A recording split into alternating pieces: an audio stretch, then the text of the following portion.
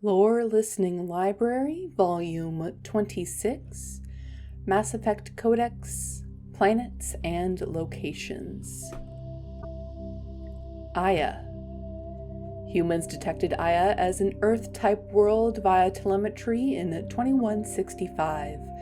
After probe surveys indicated life, lush vegetation, ample fresh water, and breathable air, the Alliance upgraded the planet to a garden world colonization priority. Commanded by Captain Ronald Taylor, the crew of Alliance survey vessel Hugo Gernsback made planetfall on the jungle world in 2173. Soon after, ship transmissions inexplicably stopped. While the precise fate of the Hugo Gernsback command and crew is unknown, they are presumed killed in action and their vessel destroyed. Freedom's Progress. Freedom's Progress was once a typical Alliance settlement, but following complete communications blackout and its apparent destruction, is now a lightning rod for anxiety and dread in the galactic human community. The communications blackout followed an upgrade of the colony's small military force, supplemented by mechs and security drones, with high-powered tower-mounted Guardian lasers. Colonists complained about construction cost overruns, delays, noise, and damage to the local environment. They also feared the Defense Army could be seen as provocative to their world's neighbors. Such fears may not have been baseless. Authorities have still offered no explanation for the communications blackout, fueling rumors of plagues, natural disasters, or a cult-inspired mass suicide. Located in strategically insignificant space, Freedom's Progress had once offered residents spectacular rainbows, lush marshlands, and stunning mountain ranges. Its potential as an agricultural settlement and tourism wonderland rivaled that of an Alliance colony. Jelix. Jelix, the second planet in the Arise system, is a marginally habitable world of mountains and ice. The planet was turned into a human penal colony upon its discovery in 2161, but its prisons shut down in 2179 after racking up the worst safety records in the system's alliance. Lawsuits are still in the courts. Shortly after the closure of the prisons, a handful of intergalactic corporations moved in to set up mines, supply depots, and other facilities on the planet. Grissom Academy. The John Grissom Academy, founded in 2176, is the Alliance's premier school for young human biotics. The institution is housed in a space station in orbit over the human colony of Elysium. Its main program, the Ascension Project, is designed both to train and monitor young biotics, as well as help them integrate into society after graduation. Unlike the project's previous incarnation, Biotic Acclimation and Temperance Training, or BOT, the training is not exclusively military in nature. The Academy also employs scientific personnel, including Dr. Kaylee Sanders, to develop synthetic intelligence systems and biotic amplifiers like the new L4 implants. Haestrom. Before the Geth Revolt 300 years ago, the Quarians colonized Haestrom to study a mysterious instability of its sun, which threatened premature eruption into a red giant. As a scientific outpost of minimal military value, Haestrom was ill-equipped to repel Geth forces during the insurrection and fell quickly under their control. Captured Geth planetary survey data indicates that despite sustaining damage, Haestrom's architecture remains as it was before the war, preserving a Quarian architectural style that no longer exists anywhere else in the galaxy. Because Haestrom's sun has overwhelmed the planet's protective magnetosphere, humans foolhardy enough to venture into Geth-controlled Haestrom must exercise extreme caution. Minutes of radiation exposure will overload shields, and hours of exposure will kill. Furthermore, solar output renders surface-to-orbit communication nearly impossible. Horizon. A typical terminus colony possessing minimal tourist value, Horizon promises substantial economic opportunity, especially in providing new products for humans and supplying the Turian hierarchy. Surveyed 18 years ago, Horizon received pilot habitation 4 years later. The colony proper is now 8 years old. Blessed with verdant forests and abundant fresh water, Horizon maintains a colonial culture that thrives as a refuge from the increasing restrictions of Citadel-governed society. Horizon has attracted numerous dissidents, marginal people, and fringe dwellers from across Alliance space. Ilium. A regional hub of Asari commerce awash in riches, Ilium is infamous for its abusive labor practices and legalization of nearly everything except murder. As such, Ilium is the preferred production site for weapons and pharmaceuticals that would be illegal nearly everywhere else, made even more lucrative by legal indentured servitude. Among the biotics-related pharmaceutical producers is the Dantius Corporation, a rising star in galactic commerce. Despite the danger of its products, Ilium is renowned for glamour, luxury, and safety, provided by near-total surveillance, making it a favored tourist destination. Countless celebrities maintain palatial estates on Ilium and its capital Nosostra. The sole obstacle to business on Ilium is its extensive bureaucracy, tolerated only for its provision of security. Regardless of the character of its economy, Ilium's self-congratulatory media exalts its own society with the provincial arrogance of new money, glorifying in sexiest CEOs and 10 richest residents lists. Corliss. Known as the Starcraft Cemetery, Corliss was the regional toxic junkyard for centuries. Ships reaching astronautical near death at connecting mass relays were sent to Corliss, stripped of every useful component, then dumped planetward to clear shipping lanes. Currently, Corliss hosts numerous merc factions such as the Blue Suns, rumored to be using downed ship fossils to test advanced munitions. Massive gun batteries threaten anyone attempting planetfall, with minimal defenses against ground attack. Because ancient volcanism greenhoused the planet, Corliss was too hot and CO2 rich to develop a biosphere, despite the abundant lakes that could have sponsored the development of life.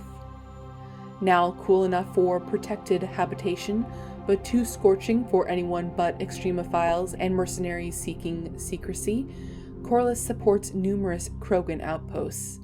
The Krogan have therefore seeded Corliss with hardy Varen, often kept as warhounds. Varen live primarily on a diet of geophagous vermin and each other. Lasis. An unremarkable world located far from regularly traveled trade routes, Lasis is inhabited by only a small Asari colony. The main feature is a monastery that houses a large population of Asari with active or latent Arcturus genes, a disorder that causes the death of anyone who mates with the afflicted Asari. Although some of the colonists exiled themselves voluntarily, many were sent to Lasis by their families to protect society from their deadly potential. The monastery emphasizes individual sacrifice for the good of the community. Latent Arcturus, as well as active sufferers who show they can control their condition, may be offered a chance to reintegrate into Asari society after spending sufficient time on Lasis. Active Arcturus, whose psychological profiles show capacity for neither empathy nor re-education, are confined to the monastery for life. Monet. Monet is one of the 2 moons orbiting the Turian homeworld of Paladin. The Turian hierarchy put Monet in the hands of the military soon after their spacecraft first landed on the moon, immediately halting civilian research and exploration. Monet's geological composition and specifications have been classified ever since. These days, a few active naval bases dot the moonscape, as well as infantry installations focused on extreme survival training. The mystery of Monet is lasting fascination for many Turian citizens.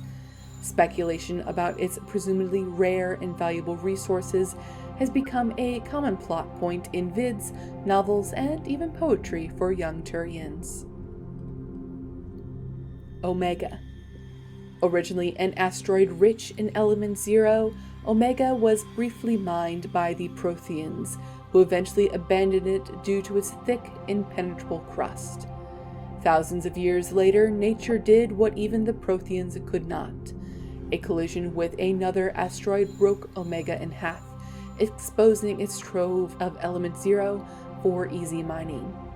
A rush ensued as corporations and private individuals tried to strike it rich on Omega, and thieves and outlaws followed in their wake. As space became tight, construction of processing facilities extended vertically from the asteroid, creating Omega's jellyfish-like silhouette. To prevent future collisions, the station is ringed with enormous Mass Effect field generators that redirect incoming debris. Today, Omega is a major hub of narcotics, weapons, and EZO trafficking without even a pretense of civilian government or military control. Only mercenary groups have been able to instill a limited order.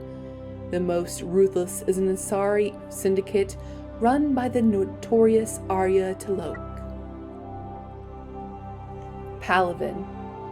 When the Turians were introduced to the galactic community, an Asari diplomat poetically described their homeworld, Paladin, as a silver world of fortresses and fire.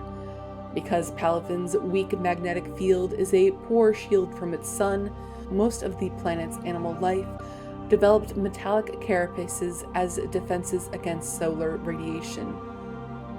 Its photosynthetic life is similarly impressive, shutting down vulnerable metabolic processes during daylight hours and repairing cellular damage at night. The visible fortifications of Turian cities reflect their martial society, but since joining the galactic community, internal conflicts have become honor-bound affairs with few casualties among non-combatants. These city fortifications have proven no match for the Reapers and their aggressive bombardment of Paladin. Perseus Veil. As vast in natural beauty as it is in threat, the purple and gold nebula called the Perseus Veil forms the natural border between Geth space and the Terminus systems. The Veil's total opacity prevents Council intelligence from surveying Geth activity. Theoretically, the Geth could be preparing a devastating attack against which the Council could be defenseless, or the Geth could have died out, so that the defense budget against them could be gaining the Alliance nothing but economic ruination. Despite fears of Geth, prospectors do occasionally mount salvage ventures inside the Veil. One ended in tragedy. Using techno-metal domination, the Geth drew the team into the Veil before aiming them back as husks of the organic society that produced them. A leaked classified Spectre report claims that the Dreadnought Sovereign, commanded by ex-Spectre Saren Arcturus and crewed by Geth, hid near the Veil before initiating the 2183 Citadel attack. Planets. Pharaohs. Pharaohs is a habitable world in the Attican Beta cluster. 2/3 of the habitable surface is covered with the ruins of a crumbling Prothean megatropolis. In the millennia since the Prothean extinction, the ruins have been picked over by looters many times. Pharaohs was considered a poor prospect for colonization, as little open ground remains for agriculture. The only sizable freshwater sources are the pools, which were tapped by decaying Prothean aqueduct systems. The dead cities, while in good condition considering their antiquity, are of uncertain stability. Ground level is congested by a dozen meters of fallen debris, and the air is fouled by dust. In 2178, the Human Exogeny Corporation announced its intention to place a permanent colony on Pharaohs to thoroughly explore the ruins. The pioneer settlement was placed on the top levels of several intact skyscrapers using the surviving Prothean aqueducts and rooftop hydroponic gardens to support the population. Planets, Elos. Like the ancient human city of Troy, Elos is a world known only through second-hand sources. References to Elos have been found at several other Prothean ruins, though direct study of the world is unlikely to occur. Elos lies in a remote area of the Terminus systems, only accessible by the legendary Mu Relay. 4,000 years ago, the Mu Relay was knocked out of position by a supernova and lost. Since then, Elos and its cluster have been inaccessible. Occasionally, a university will organize an expedition to chart a route to Elos using conventional FTL drive. These never go beyond the planning stages due to the distance and danger. The journey could take years or decades, passing through hostile Terminus systems and dozens of unexplored systems. Planets, Noveria. Noveria is a cool, rocky world with most of its hydrosphere locked up in massive glaciers. A privately chartered colony world, the planet is owned by the Noveria Development Corporation Holding Company. The NDC is funded by investment capital from 24 high-technology development firms and administered by an executive board representing their interests. The investors built remote hot labs in isolated locations across Noveria's surface. These facilities are used for research too dangerous or controversial to be performed elsewhere, as Noveria is technically not part of Citadel space and therefore exempt from Council law. By special arrangement, Citadel Special Tactics and Reconnaissance agents have been granted extraterritorial privileges, but it remains to be seen how committed the Executive Board is to that principle. Given its unique situation, it is understandable that Noveria is often implicated in all manner of wild conspiracy theories. Planets, Vermeier. Vermeier is a lush world located on the frontier of the Attican Traverse. Its vast seas and orbital position on the inner life zone have created a wide equatorial band of humid tropical terrain. Only the political instability of the region has impeded efforts at colonization. Many times the Citadel has opened negotiations to settle Vermeier with the various criminal gangs and petty dictatorships in the nearby Terminus systems. All fell apart due to internal power shifts within the opposing parties. The Citadel has written off the colonization of Vermeier as impossible without significant political change. The Terminus systems themselves are unlikely to ever settle Vermeier. Most lack the resources to support settlement of a virgin world, finding it more expedient to steal from their neighbors than build for themselves. Pragya. Choked by the hypergrowth of non-native plant species, Pragya serves as a galactic reminder about the imperative for careful regulation during colonization. 2 centuries ago, Batarian agribusiness chose uninhabited Pragya as their empire's breadbasket. Colonization authorities introduced non-native industrial mutated plants that flourished in the world's fertile volcanic soil.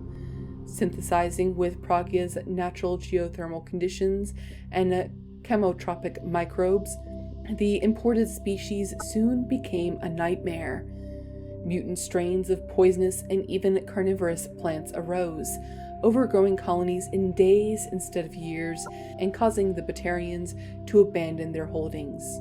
Because of the planet's small animal population is insufficient to check its plant growth, Alliance ecologists predict soil exhaustion in 400 years. Due to its relative isolation and lack of population, Pragya has become a regional haven for drug runners, weapon smugglers, pirates, mercenaries, terrorists, and intelligence agents seeking secrecy. Rakana. The Drell homeworld of Rakana once teemed with life, its arid plains home to spectacular insect and reptile analogues. But the Drell took to industrialization early and did not realize the extent of the environmental damage they caused until it was too late. With their topsoil depleted and oceans too acidic to sustain life, the Drell were situated for a massive population crash by 2025 CE. It was then the Hanar stepped in, mounting a large-scale rescue operation to bring Drell to the Hanar homeworld Kaje. As wars erupted over what resources remained on Rakana and billions began to die, approximately 375,000 Drell escaped in the Exodus. To repay their debt, the Drell entered into an agreement with the Hanar. Called the Compact, it states that the Drell would assist the Hanar with tasks that Hanar cannot physically perform. Today, high-ranking Hanar are often inseparable from their Drell attendants. Rannoch. The planet Rannoch, an arid planet orbiting an older star in the Tikkun system, is the former Quarian homeworld. Almost 300 years ago, the Quarians were driven from Rannoch by the Geth, synthetic servants who gained sapience and rebelled against their creators. Although Rannoch is now largely uninhabited, the Geth have acted as caretakers, working to repair the planet's ecology, restore ancient structures, and cultivate some farmland. Rannoch has no insect life. As a result, its pollinating plants evolved to rely on animals for propagation. This symbiosis between flora and fauna is responsible for the Quarians' weakened immune system, which made colonization of other planets extremely difficult after their exile from Rannoch. For many Quarians, reclaiming their homeworld from the Geth is a matter of both cultural and physiological necessity. Region: Terminus Systems. The Terminus Systems are located on the far side of the Attican Traverse, beyond the space administered by the Citadel Council or claimed by the Human Systems Alliance. It is populated by a loose affiliation of minor species, united only by their refusal to acknowledge the political authority of the Council or adhere to the Citadel Conventions. Their independence comes at a price. The Terminus is fraught with conflict. War among various species is common, as governments and dictators constantly rise and fall. The region is a haven for illegal activities, particularly piracy and the slave trade. At least once a year, a fleet from Terminus invades the nearby Attican Traverse. These attacks are typically small raids against poorly defended colonies. The Council rarely retaliates, as sending patrols into the Terminus systems could unify the disparate species against their common foe, triggering a long and costly war. Surkesh. Alternating between large oceans and landmasses covered in flora, the Solarian homeworld Surkesh is known for its humid climate and lush vegetation. As with the rainforests that once covered Earth, the planet's many forests enjoy a rich biodiversity. The Solarian desire for intellectual stimulation drove them long ago to explore every aspect of their environment, developing ways to thrive without consequences detrimental to their habitat. The areas near major cities and industrial centers are meticulously maintained, with an eye towards ensuring that sunlight penetrates to the ground level and that established paths through the jungle are kept clear for travel. Birdgrass, a soil-enriching and adaptable weed native to Surkesh, has become a major export because of its value for terraforming. Cassia. The Asari homeworld Cassia is the core of the largest economy in the Milky Way. The planet's reserves of element zero are so vast that they affect its price galaxy-wide. Because life on Cassia evolved in an ESO-rich environment, the world is home to a wealth of both biotically active and ESO-resistant species. Travel to the planet is strictly controlled, but smuggling remains an issue. Cassia is host to varying republics instead of a single government, and although each maintains a formidable military, it is notable for having long been free of internal or external wars. The Asari are renowned for their cultural and political dominance, and they excel in ambassadorial ventures. They have a strong presence in citadel politics and galactic policy. However, it is the unfocused political structure of their homeworld that has left the Thessians unprepared for the current conflict. Tuchanka, Mass Effect 2. The Krogan homeworld boasts extreme temperatures, virulent diseases, and vicious predatory fauna. Around 1900 BCE, the Krogan discovered atomic power and promptly instigated many interplanetary wars, sending Tuchanka into a nuclear winter. With most of their industrial base destroyed, the Krogan entered a new Dark Age, and warring tribal bands dominated. Populations remained low for the next 2,000 years. First contact with the Solarians made resurgence possible. Krogan brought to less hostile planets bred exceptionally and returned to reconquer their home. They built fast underground shelters to shield themselves from surface radiation, which proved prescient during the Krogan rebellions, where many of them isolated themselves in a vain attempt to avoid the genophage. Convinced they could outbreed the genophage, they transmitted it into more than 90% of the sealed bunkers. Today, Tuchanka's population is sharply limited, and while individual Krogan are long-lived, the genophage ensures few replacements. Tuchanka, Mass Effect 3. Tuchanka, a Krogan homeworld, boasts extreme temperatures, virulent diseases, and predatory fauna. Around 1900 BCE, the Krogan discovered atomic weapons and promptly sent their planet into a nuclear winter. The majority of the population retreated to underground bunkers, and Krogan culture slipped into a dark age dominated by tribal clans.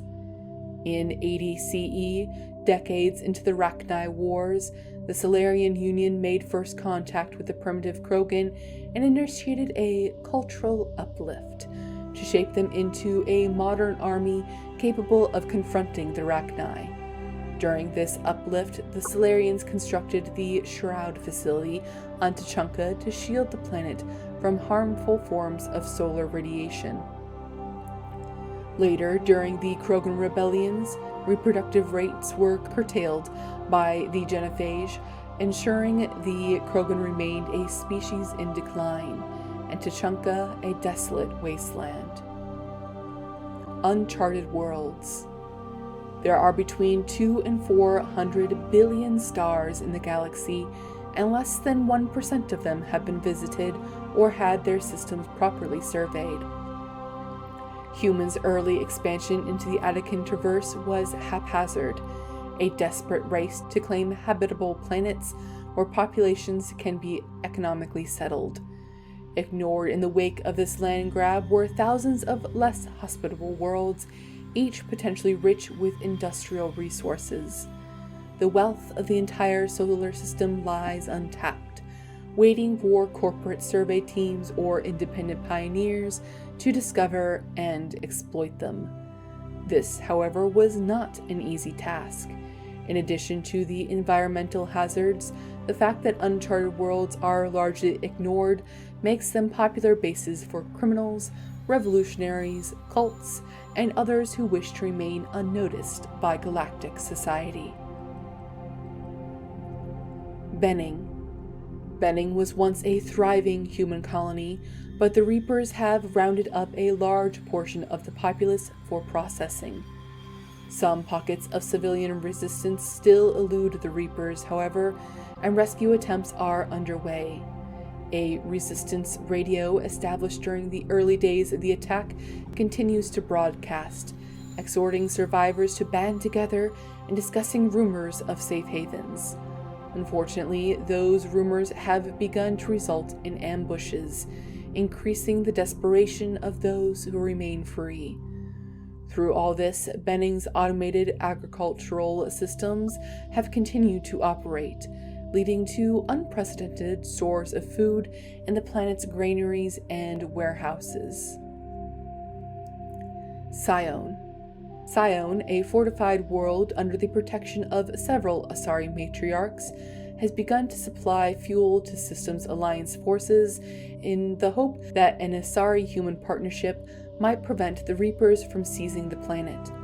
Alliance forces have since established several outposts in the system.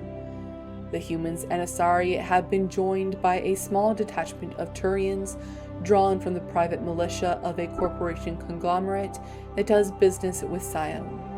The three species are so determined to defend Scion that integration issues have become negligible. The task force has already thrown back several Reaper attacks, although the commanders express concern that small Reaper forces could have slipped through despite their vigilance. Ontaram. 16 years ago, the Systems Alliance established the first dish field on Ontaram, defying the tidal disruptions and electrical storms that periodically sweep across the planet.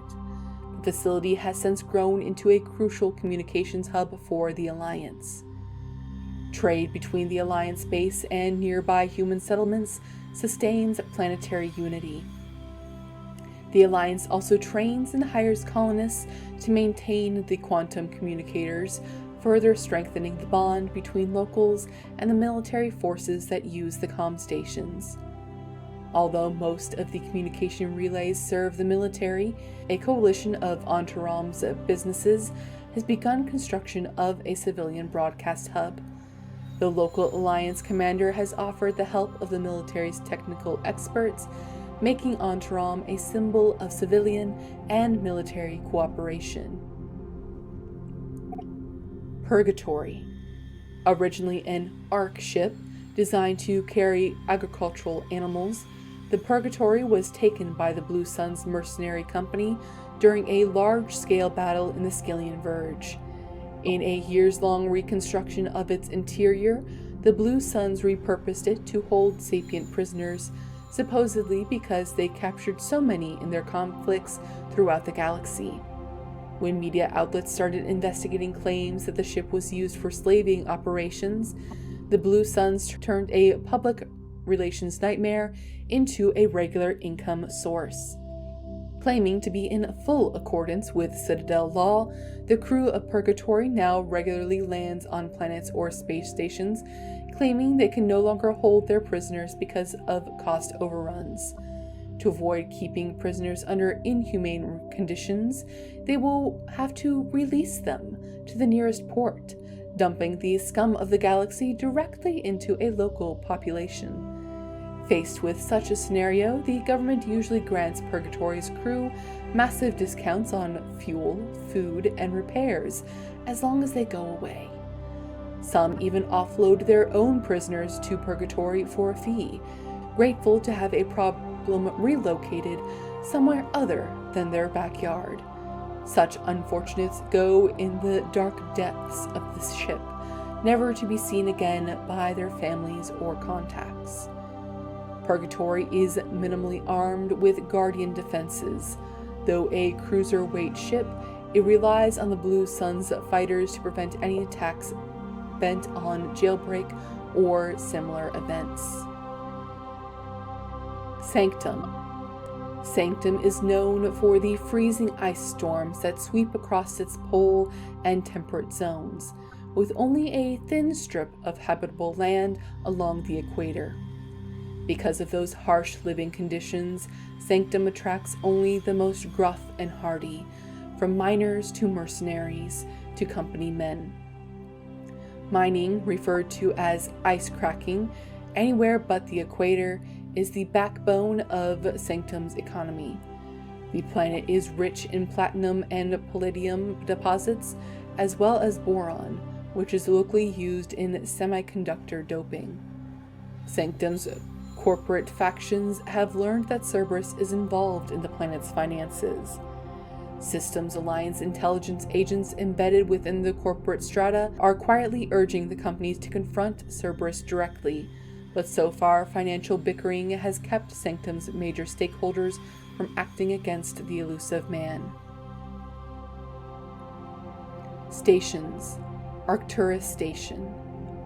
Arcturus Station is the gateway to Sol, a 5-kilometer diameter Stanford Torus-type space station at the trailing Lagrange point of the gas giant Themis. Construction on Arcturus Station began in 2151 and concluded in 2162.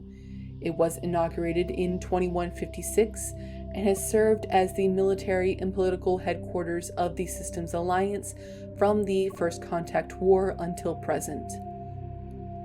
When humanity activated the Charon mass relay in 2149, it led to Arcturus, 36 light-years from Sol, Earth's sun.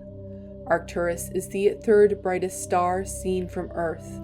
It is an ancient red giant from the generation born before Sol.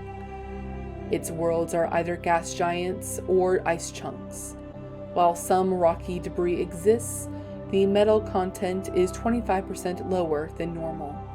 To build Arcturus Station, metallic asteroids were towed through the mass relays to the construction site. Many of the asteroids remain near the station, their mined-out areas home to transient populations. The expense of bringing construction materials into the system was acceptable due to its strategic value. With 3 primary mass relays in addition to the secondary one to Sol, Arcturus is a major communications and military choke point. The Alliance First Fleet is based in Arcturus, where it can guard the gates to Sol and react to incursions in the 3 connected clusters. The station also hosts the Systems Alliance Parliament and the Systems Alliance Military General Headquarters. Its permanent population is approximately 45,000. Arcturus is actually from the galactic halo, one of a cluster of 52 stars that are crashing through the disk of the galaxy. In 1 billion years, Arcturus will be sailing through the depths of extragalactic dark space. Stations. Gagarin Station. Gagarin Station is the largest deep space station built by humanity, a Bernal sphere designed with a 500-meter diameter habitable area. It was constructed beyond Pluto, nearly 80 astronomical units, 12 billion kilometers from Sol. Moving crew and materials to this location bankrupted most of the backers. Gagarin was placed in the inner edge of the heliopause, a point at which the solar wind can no longer push back the interstellar medium. It was built to test a number of faster-than-light drive principles that theoretically could only occur in interstellar space. The station was nicknamed Jump Zero, as it was intended to be the jumping-off point for humanity's expansion into the galaxy. Shortly after the station was completed, the Prothean ruins were discovered on Mars, rendering the entire effort moot. After struggling to make a profit for a decade, Gagarin was sold to the Systems Alliance in 2159 for a fraction of its construction costs. The Alliance refurbished it as a research and training center for the recently discovered biotic phenomenon. In 2169, the Biotic Acclimation and Temperance Training Program was shut down. Gagarin became a general research facility.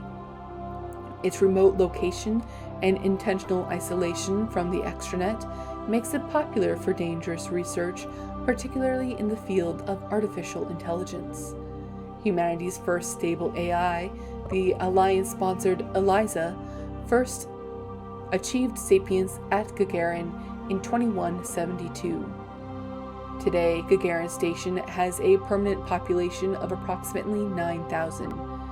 A plan has been proposed to move it to the gravitationally stable Berry Center point between Pluto and the Charon Relay, allowing it to serve as a gateway facility between the Sol and Arcturus stations. The high cost of safely moving its mass has delayed this inevitably. The Migrant Fleet. The flotilla, or the Migrant Fleet, is a fleet of roughly 50,000 starships that houses over 17 million Quarians. The largest collection of starfaring vessels in the galaxy, the fleet is so large it may take days for all the ships to pass through a mass relay. The ships are constantly repaired, replaced, and upgraded to comfortably house as many Quarians as possible. Typically, ships specialize in roles for the fleet, from the enormous agricultural live ships to the shielded lab ships to the repurposed freighters known as home ships that house Quarian children, young parents, and educators. Employed Quarians typically live in the ship they work on, since commuting from ship to ship ties up resources with unnecessary docking procedures. Even within the flotilla, Quarians on most ships will remain encased in their protective suits. Rarely, Quarians will meet on clean ships for specific purposes such as medical services or reproduction.